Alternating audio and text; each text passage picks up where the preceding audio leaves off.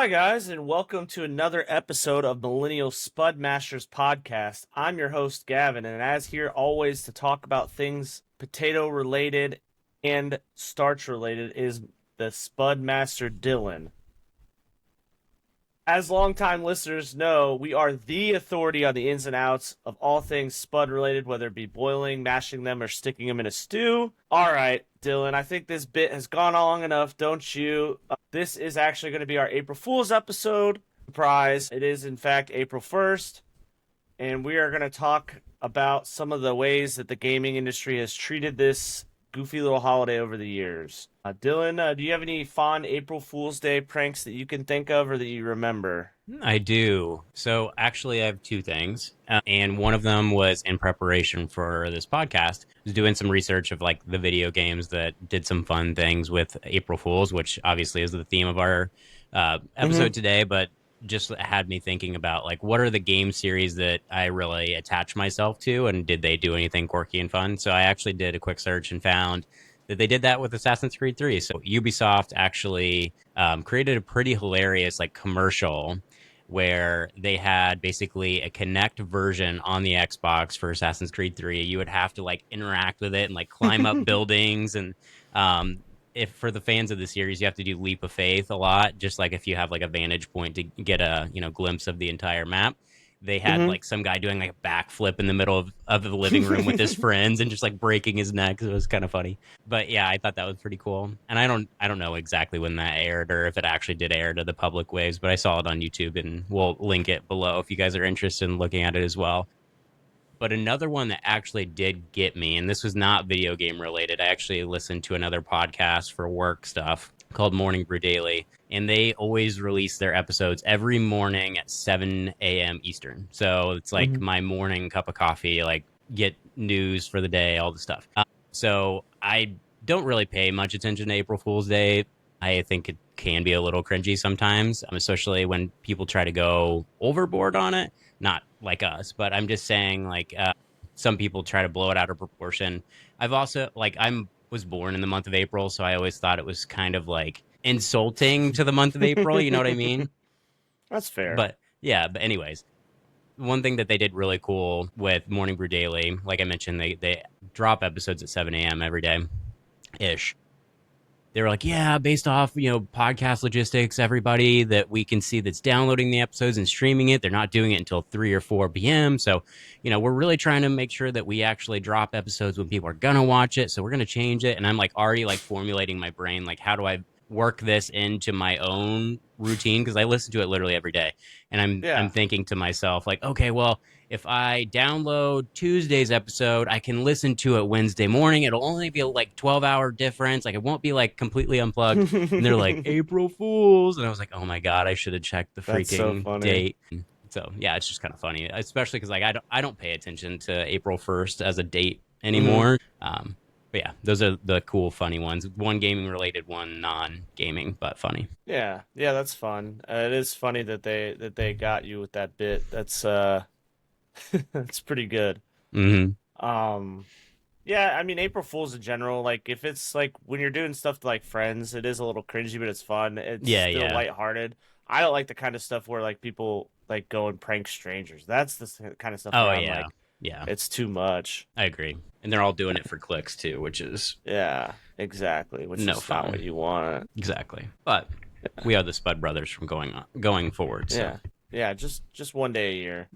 All right. Well, enough about the April Fools. Before we fully dive into today's topic of the goofs and gaffes that the gaming industry has pulled on us over the years, I thought we should check in on a couple of new games that have come out that some of us have had a chance to play. Dylan, I believe you have finally had your chance to sink your teeth into 2 games. Yes. I know Crimson Desert is one of them, so let's talk about that one if you've got some thoughts. No, absolutely, yeah. So Crimson Desert is like the hot topic right now for the moment. You look it up on YouTube, and I swear there's at least 1,000 videos probably right now about Crimson Desert, whether it's, quality of the game as far as like resolution goes, how it's performing on consoles versus PC, things to be aware of before jumping into the game. There's a lot to it. So I'll kind of just boil it down into pros and cons. Before I go into that, I will say I'm having fun with it. The learning curve is extremely steep, though, just given how many systems there are. I don't think the controls are super intuitive, but I'm getting used Okay. to them. So, like, I think I'm still having fun given all these that I'll talk about here shortly. I'd say pros first. The combat is very solid and fun. I would say it feels good as well. Like I don't know if I can articulate how, but it does feel very responsive. It's not super tight in a way like I would say like Elden Ring or something like that is. It's like slightly delayed, slightly not as responsive, but that's all right. Mm-hmm. Tons of magical abilities that you can have. And you start off with a decent amount of like attacks that you can do from like a stab to a big slash to like you have a bow and arrow, decent, you know, armor and swords at the front, decent shield as well. Not super good, but not bad. So I'm having overall a good time with combat, and the bosses seem fun as well. Again, huge learning curve on the combat front, but it's still fun. Lots to explore and stumble upon. I think that's the thing that's keeping me, frankly, engaged in the story. Not the story, the game itself. The story isn't that solid. I'll talk about that here in a second.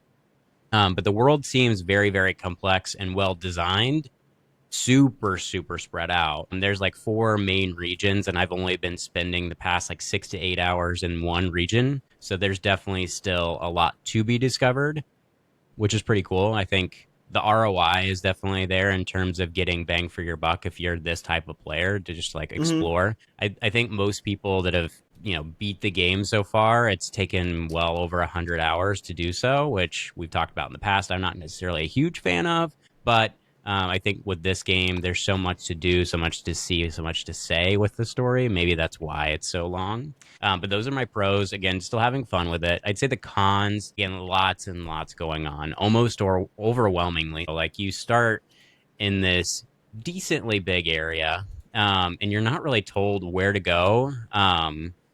Which kind of reminds me a little bit of like how Breath of the Wild and Tears of the Kingdom are, which I know both of those are good games. They're just not super good games for me and the type of gamer I am. So like I like Mm-hmm. to have a little bit more of linear progression of we talked about in previous episodes. I'd say the puzzles are somewhat confusing, not super intuitive either. There's like a big focus on like almost using Breath of the Wild style like mechanics where you're grabbing Uh-huh. things, turning things with like the magic hand or whatever. They have a very Uh-huh. similar component as well, Okay. but they don't spell out exactly how to solve the puzzles. So sometimes, like, they kind of just assume that you know what you're doing. And I almost feel like I'm dumb because I don't know exactly where it wants me to go. Like, just to give you an example, it gives you like a new mechanic that you can use with this magic hand, let's say. And then like 2 seconds later, you face the puzzle and you're like, okay, well, most games leading a horse to water would say like, okay, here's your new mechanic. Here's how you would put it in place for an actual puzzle. No, it's not like that. There, it basically goes backwards and says like, oh, well, we taught you this other mechanic probably 20 minutes ago and you need to use it now. And then so it's like, I don't know. Again, it goes back to like the learning curve and kind of being a little bit of an uphill battle. And yeah, Yeah. so the last thing I'll say too that's kind of annoying, and this is a little bit nitpicky. Again, big learning curve, confusing buttons. The biggest thing that annoys me coming from like first person shooters as well as some other games, like even Pokopia that we can talk about here in a second, left analog stick, like if you hold into it, it's supposed to sprint in most games. And so I'm kind of used to that, like that motion or that mechanic. But now it's used for crouching in this game. So the amount of times I've wanted to sprint off somewhere, I ended up crouching is annoying. And then also Square on PlayStation is Mm-hmm. to jump, but it's also to interact with people as well. So like if I wanted to interact with Gavin on the street, I go up to him and you have to be like super precise with where you point it, otherwise it won't interact with Gavin. But then also I could be like jumping up and down, then I have to wait until I land and like settle, then I can interact. So it's just kind of like those little nitpicky weird things. I'm still trying to figure out if I can like customize the control That's scheme what I was just to gonna make it ask if you could more, yeah.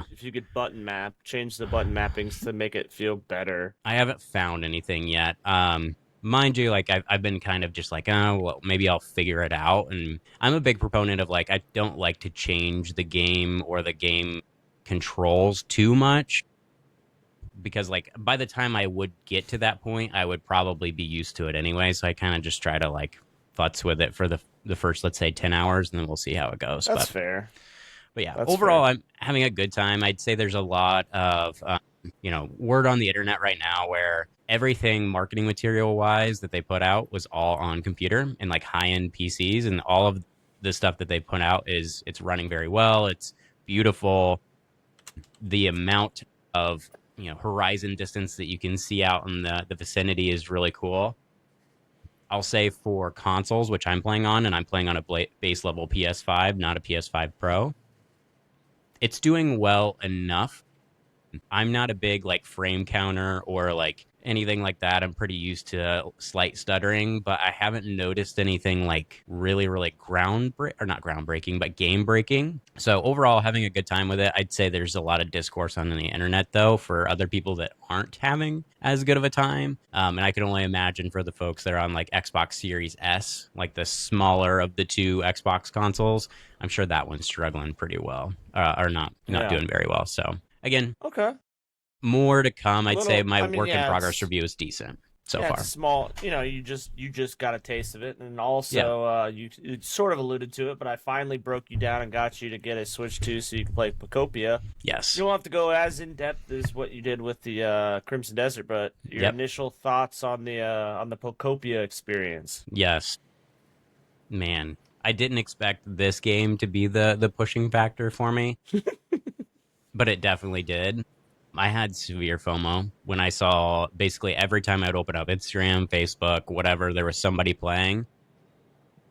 And so, yeah, like Gavin mentioned, I finally broke down, had some Best Buy gift cards, went to Best Buy, traded in my old Switch, got a Switch too. Don't regret it. I think I played the first night with Pokopia at least an hour and a half to 2 hours. And it was funny because it was one of those games that at the first like 30 minutes, I was like, okay, I get why this is fun, but is it really that fun? Like, is it fun as everybody's mentioning? And then it progressively got better and better and better and it's still getting better.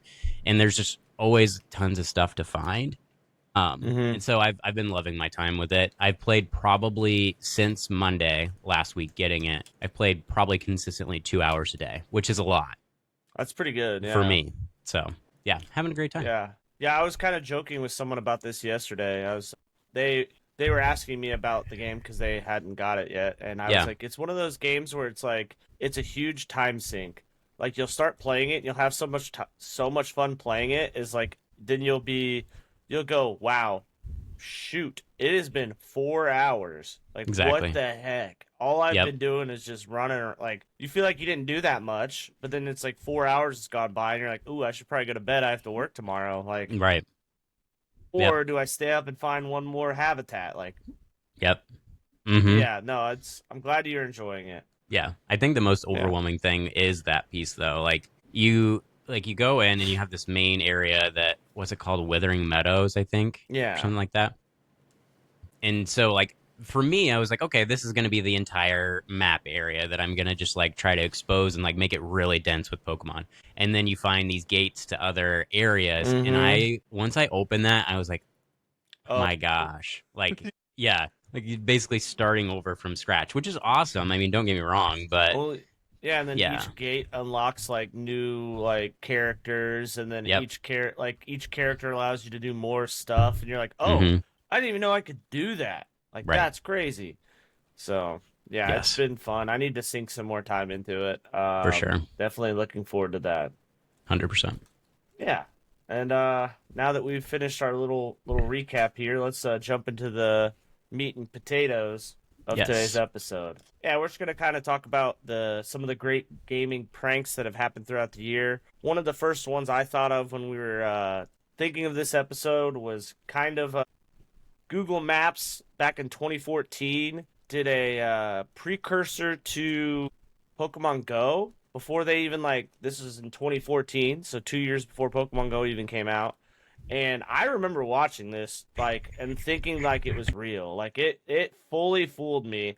Like I was like, "Oh, it'll probably look a little worse." But basically they on April 1st, they put out for those that aren't able to watch with us right now because we are watching the trailer. They put out this video and it shows a guy just like like hiking in like a forest. And you're like, "What's going on right now?" And then he like pulls up his phone and an ARG Charizard, which ARG is augmented reality, Charizard is on his phone and he catches it, and then he shows like on his little chest he's got like all the badges and stuff. And it's basically saying that Google Maps is like looking for the ultimate Pokemon master, and they're going to be having this big competition worldwide to see who can catch the most Pokemon and all this stuff, and they're going to be on your Google Maps. And like it was like kind of like I don't know this for sure, but it almost feels like this is where they're putting their toes in the water to see if people would be interested in this because they maybe were starting development on Pokemon Go, because at the time Google owned Niantic, the company that owns or that runs Developed Pokemon the Go. game. Yeah, yeah. So I'm wondering if it was part of that, but like this, I was like, man, this is so crazy. Like at like part we're seeing right now, there's this guy just standing in a city, and you just see a giant Steelix walking by on your phone, and like no one else, everyone else is like, why is he freaking out, like cowering down? And I don't know, it was just a really cool concept. This is one of those like fun, harmless kind of April Fool's Day pranks where it's just like it just tricks you, and it's like they, yeah, they're basically are advertising that they're going to have a new job opening at Google for a Pokemon master, and it was just a very cool concept.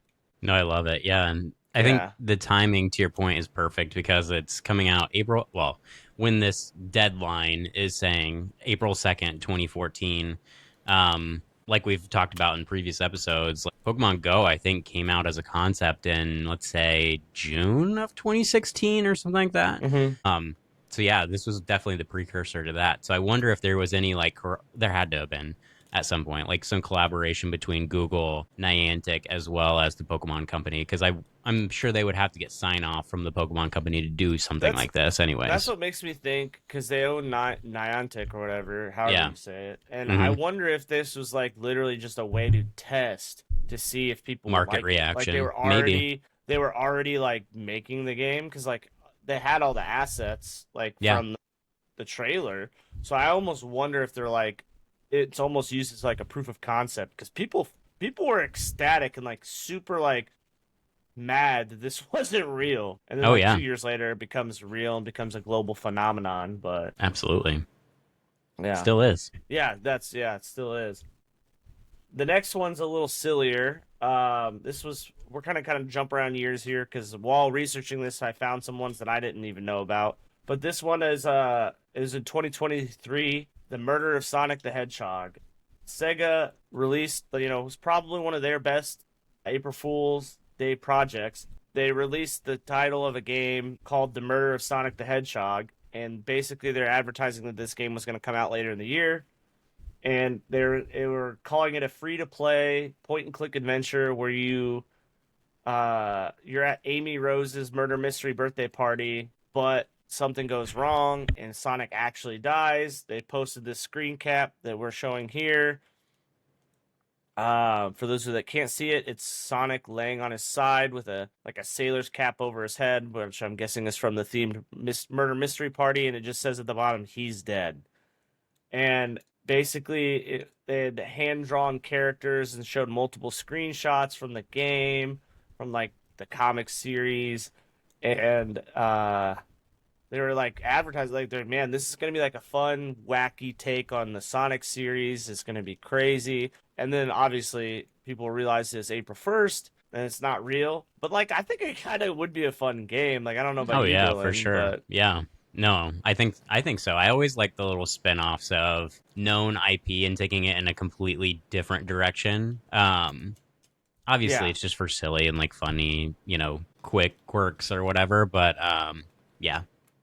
yeah. No, I think it'd be fun. Yeah, I think it definitely could be like it'd almost be like a Clue type game too. Like you Right. could even Yep. like do like a Clue. Like I'm almost picturing if you watched any of the Knives Out movies, I'm picturing like, one of the characters being voiced by Benoit Blanc, and Mhm. him His discovering southern who the accent. yeah, Whatever that he does. southern accent. Yeah. Who murdered Sonic the Hedgehog? I don't know Like how I he just keeps don't. up that voice and that accent. Yeah, It's especially because he's hilarious though. freaking British. But Right, right. yeah, that was a, Talent, I mean, yeah, very talented actor. for sure. Um, Good movies. If you guys haven't seen them, check them out. Yes. I think they're on Netflix, right? Next, Something like that? two of them are on Netflix. The first one is not. Yes. Okay. The next one that I found is also by Sega, who in 2013 they had always made this game called Football Manager, which is where you pretend to be a manager of a football club, soccer for those Americans. And in 2013, they were honoring the 125th anniversary of the world's oldest league of competition, and they were declaring that they were going to make Football Manager 1888, with which you would manage one of the 12 teams in the very first 1888-1889 football season. Again, we've got a screenshot pulled up because that's what a lot of these gaming companies do. Is they put together fake screenshots from the game. Mm-hmm. This one shows a player by the name of Harry Butler Daft. He's an outside left for Knott's company, and basically it's just showing some of his stats and stuff, and it just looks like old timey. It's got that yellowish hue over the top of everything, and it.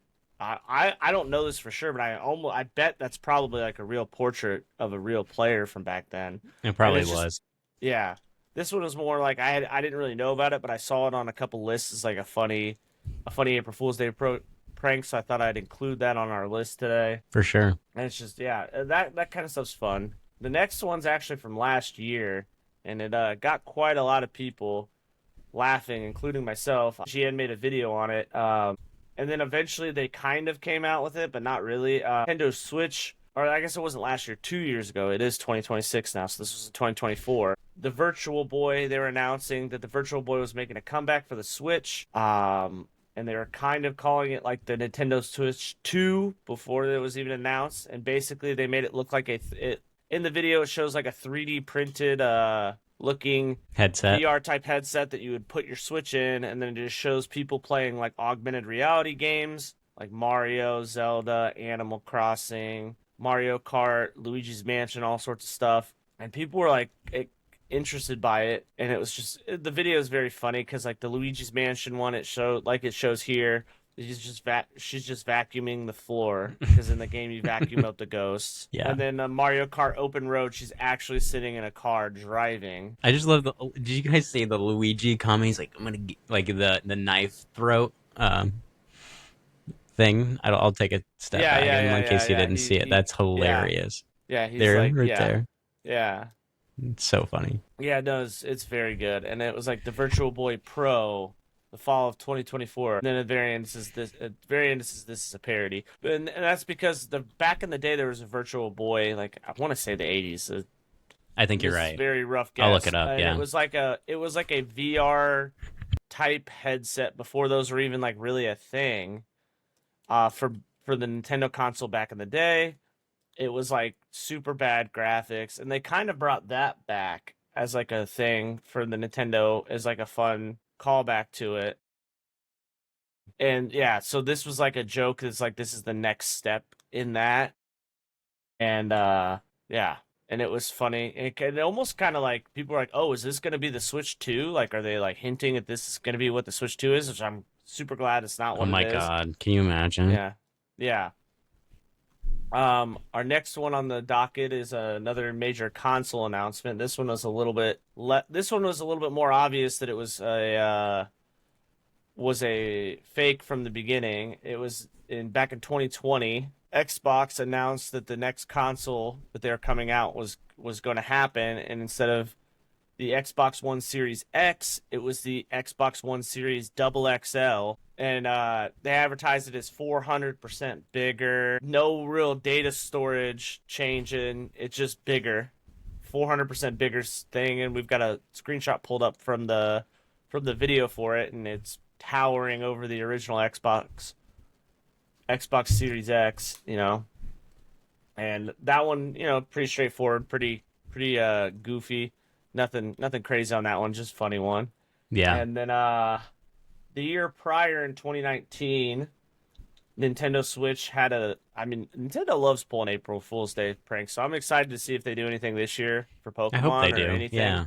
I'm sure they'll do something, and we'll probably talk about it in the next episode if they get us or if they don't get us, you know. Yeah.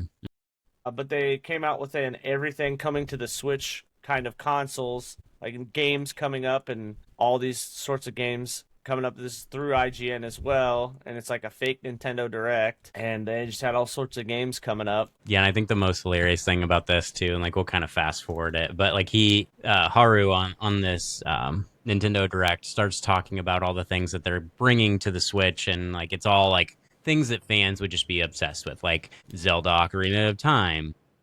Mm-hmm. And then there's also, I think, what is the other one? Windbreaker or whatever it's called. Wind Waker, yeah. Wind Waker, sorry, yes.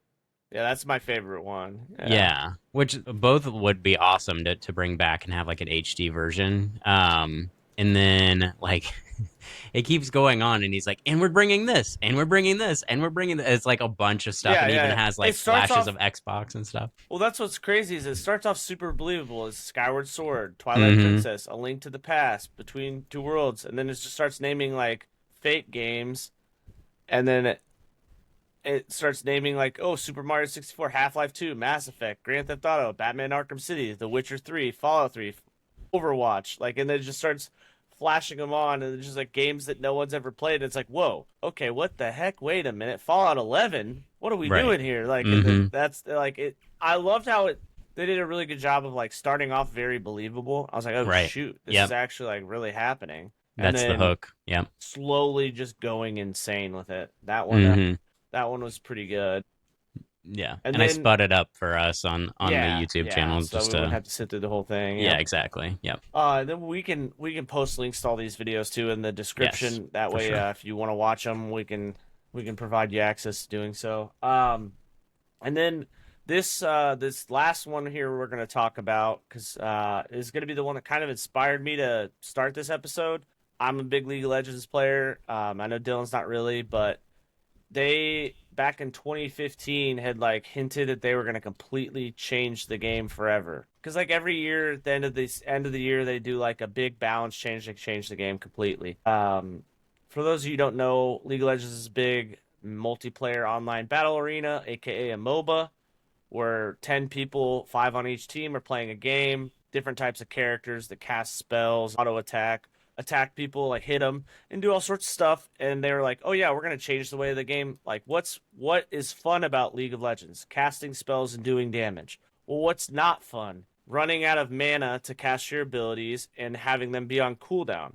And they even like put up a graphic that like, it shows like a down curve of like fun, like running out of spells to fun like meter. Ratio, yeah. Fun versus quality. Versus quantity, versus the quantity, like how much fun you're having in the game versus the quantity of mana you had. And it's like, starts off with, oh, you have your full mana? Yeah, you have all the fun in the world because you can cast any of your spells. You're out of mana, you're not going to have fun time. So they're like, oh yeah, we're just going to remove that. Spells no longer cast mana.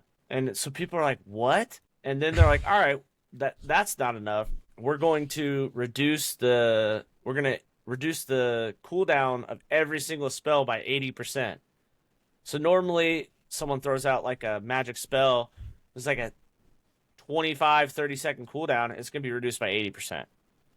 And it's going to be every couple seconds they're throwing that thing at you. And normally it's like, okay, you can play around it, and it's so then out of nowhere for when they posted this video that we're watching here, it just shows like some playtest stuff. And they even change attack characters that don't cast spells, just have high attack speed, that they get more attack speed from items and such. And it just shows them testing out, like play testing the game and stuff.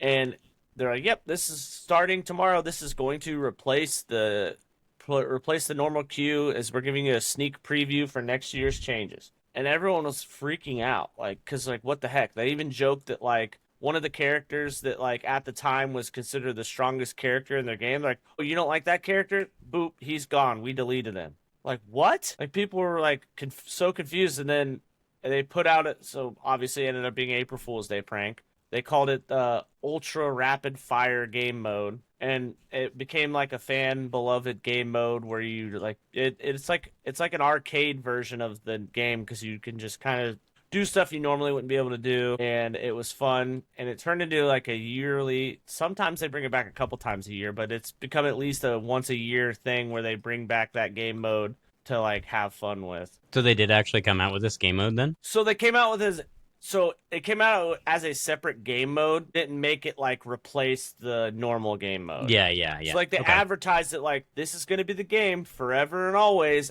at starting next year. So you better learn how to deal with it. Mm-hmm. And then so everyone was like, "What the heck?" And then people realized it was April Fools. And then they came out and announced it. But then they put out the game mode for like one day because they're like gonna just put it out for a day. People played it so much they left it out, and then they took it away, and then they've brought it back multiple times with different tweaks to it to make it a little different than it has been in the prior times. And like, yeah, it's just so funny. Like that, it's such a funny concept, and is the thing that gave me the idea for it because it's like it pulled a big old prank on like the whole community because everyone's like, wait a minute, is this real? Like Mm-hmm. it's a lot of the things they're saying are true. Like, yeah, having your spells on cooldown is lame, but it's like part of the game. So you're just taking all this away? It's like, what the heck are we doing? So Yeah. it was fun. It was fun playing. It's like one of those things where it's like it's fun playing sometimes, but it's definitely not meant to be the whole game. Oh no, no, yeah. Yeah. See, like I feel like for me as a type of player, I would actually appreciate that because like it's more seemingly, you can tell me if I'm Hmm. wrong, more fast Yeah. paced. And I'd be able Very to much like so. get through a couple games faster probably. Yeah, But I could yeah. definitely see a competitive scene. Like you get so used to certain things and being like pace of play and probably tactics around recharging your mana and all this other stuff. So Yeah, yeah, yeah. It made certain items useless because like you buy some items to help regen mana. Well, you don't need right, that now. So like, what's the point of buying it? There's no point. And then there's some characters that like do stuff based off how much mana they've spent. They literally had to kind of balance some characters around specifically this game mode. yeah, And so like it was just it obviously it was fake, but it was like people were like, "This is insane." Riot Games is the developer of the game. They're like, "What is Riot thinking? Like, how could they do this? Like, I know they think they know what's best for the players and all this stuff, but what are we doing here?" And hmm it was people were there were some people that were legitimately concerned that this was actually going to be real, and that was the funniest thing to me looking back. But yeah, it's a fun game mode that they pull out now for fun. And people nice. still kind of like it. Some people it is kind of annoying because like it's almost like when you're playing like Goldeneye or something. It's like hmm basically it'd be basically like you give everyone a golden gun. Like Yeah, everyone's got a yeah, golden gun, not just like one person kind of finds it. It's like hmm everyone gets a golden gun. Everyone runs at like 500% movement speed compared to their normal movement speed and all that stuff. Is like kind of like the equivalent of like what they did for the game. yeah. It was crazy. Yeah, I know you're not like a big Call of Duty fan, but that sounds kind of like what they started doing in the latter halves of the Call of Duty series, I've like heard for of some of multiplayer. the stuff that. Yeah, like the weekend, like the themed weekends that they would do, where it might be like double XP weekend, and you get hardcore free for all, like you get extra buffs Hmm. and just specific guns and all this stuff. So that's kind of what Yeah, it but see sounds that like. But that wasn't like trying to be goofy. This was no, like no, that it was like like a took legitimate that and thing. like took it from like a 10 to like 11 on the scales of like craziness. Yeah. Plus, I mean, keep me honest here too, but I would say for games like WoW and League of Legends, like there's such don't want to say cult following, but almost like a cult following where you guys get so used to it, so ingratiated in the community that would be jarring to be like, hey, this is a But completely different mechanics change and you're going to have to get used to it, buddy. I mean, You know? they do kind of do that still. Like they do that every year when they put like for the game, like they add things and they change stuff around. But it's not like the entire game changes. They just change like one part of it. So like that's why people kind of believed it because it had happened. They're like, oh Yeah. yeah. They're like, oh my gosh, they're actually gonna do this. Like, what the heck? Well, I guess we better get used to it. And then like after the one day of it being out, people realized what it actually was, and like, yeah. Yeah. So. And I noticed this at the end of the video or whatever, and you guys probably Mhm. saw this. So you guys are tuning into YouTube too, but they actually have Riot Games' logo. Like that's obviously not right. It says Well, Rito. yeah, so that there is like a running joke in in the league community. Hmm. Like people used to freak out if you like in like all chat and stuff if you would call it a riot, so like you could get flagged. Oh, really? So people in like message boards and stuff would always call Rito games Got it.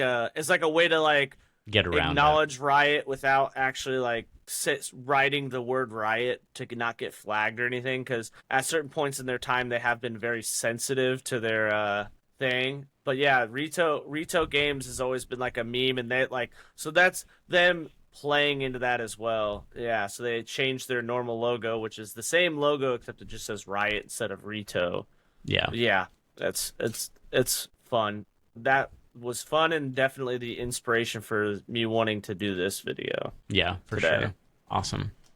Cool. Yeah. Any other noteworthy ones you want to go over, or should we wrap up for today? That was all the ones I had. If you had any that you came across, but no, it's been fun. It's been fun taking a look at. I mean, there's probably hundreds of other ones that we haven't found out that we'll look at maybe in future years and stuff like that. I do always remember this one wasn't necessarily an April Fool's Day prank. Now that I think about it, it was the Pokemon one where people said that if you moved that one truck there was a Pokeball underneath it, and the Pokeball would always be Mew, and you could only do it in like a certain way, and all this other stuff, and like that was how you got Mew in the game, and obviously that was fake, and that was a good old word of mouth, like not internet, but like pre-widespread internet thing that like I remember hearing as a kid that was like a similar vein to that. Oh yeah.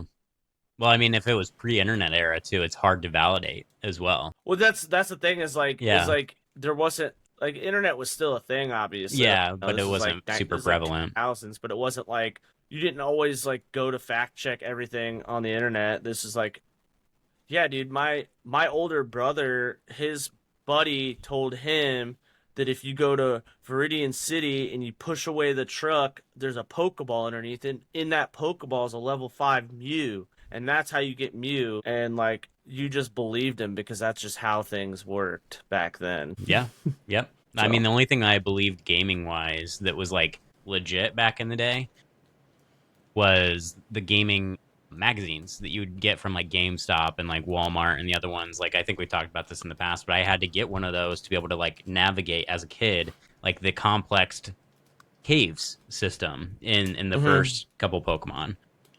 Because I don't know if I just didn't run across Flash, or keep me honest, I think like with Blue and Red, like you didn't get Flash until you were completely through the cave system, right? Or something like that? Well, or you could? So you got Flash right before you went into the cave where you needed it. Okay. But it was more of like, they didn't inherently tell you if you use Flash in a cave, it'll brighten it up. It was kind of like you got it right before you went in. They kind of like offhandedly mentioned like, oh yeah, this will brighten dark areas. But they don't like say use it in doesn't here. Show you, because it's not a move. If you look at the move, it's not a move you're gonna teach your Pokemon. No, like inherently. So like if you just sit on it and don't do anything with it, and you don't teach it, it won't show in your like little menu where you're looking through them. Right. So like you're not gonna think to click on it. Oh. And then so like if it doesn't like tell you, hey, this would be really good for a dark cave coming up. But yeah, so. That's the only time you ever use it too. Like you don't freaking use it for anything else. So honestly, what people do nowadays is still play the game. They just memorized it. Right. Exactly. Yeah. That's what I do now if I ever play it again. Cool. Awesome. No, thanks for putting this together, Gavin. I think this has been a great episode. Super for fun. Folks that were tuning in, let us know what your favorite April Fool's joke, whether it was video games related, TV related, whatever it was. We'd be happy to hear from you guys in the comments. If you haven't already, like, subscribe, share with a friend. We're trying to grow this podcast as much as we possibly can. I mean, we try to post every single week on Wednesdays. So, again, if you like what we're doing here, just try to support us as much as you can. And we appreciate you guys watching or listening to this podcast. And we will catch you guys in the next one. Yep. Thanks, guys.